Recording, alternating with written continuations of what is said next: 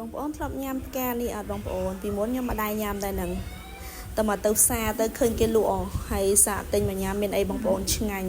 ធ្វើបានច្រើនមុខយកមកស្លម្ជូរក៏បានយកមកឆាក៏បានធ្វើកូរកិច្ចក៏បានដែរបងប្អូនឆ្ងាញ់ហើយអត់មានជាតិកពុលទៀតហើយញ៉ាំទៅមានអារម្មណ៍ថាស្រួលខ្លួនណាបងប្អូនថ្ងៃមុនខ្ញុំទិញមកស្លម្ជូរជាមួយនឹងក្បាលត្រីឌៀបតែពេលថ្ងៃនេះនឹកឃើញចង់ឆាជាមួយសាច់ជ្រូកម្ដងអញ្ចឹងណា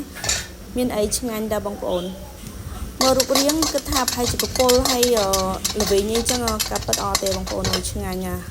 ហើយផ្កាហ្នឹងដូចជាឈ្មោះផ្កាឯងបងប្អូនដូចឈ្មោះផ្កាឡៃហៀងអញ្ចឹងហើយខ្ញុំសួរអ្នកលក់គេប្រាប់ថាផ្កាឡៃហៀងហើយខ្ញុំឆាញ៉ាំពេលល្ងាចមានអីល្អដែរតាសម្រាប់អ្នកស្មក់គីឡូក៏ត្រូវដែរយើងឆាកុំសូវដាក់គ្រឿងទេសច្រើនពេកដាក់លាំទៅបែបឆ្ងាញ់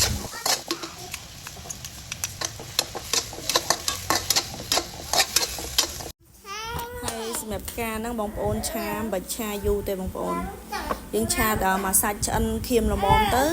ដាក់ផ្កាហ្នឹងចូលតែប្រហែលជាកូរត្រឡប់ទៅធ្វើមកស្លោកទៅបានហើយប៉ុណ្ណឹងឆ្ងាញ់បើយើងដាក់យ៉ាងរលួយពេកអត់សូវឆ្ងាញ់ទេបងប្អូន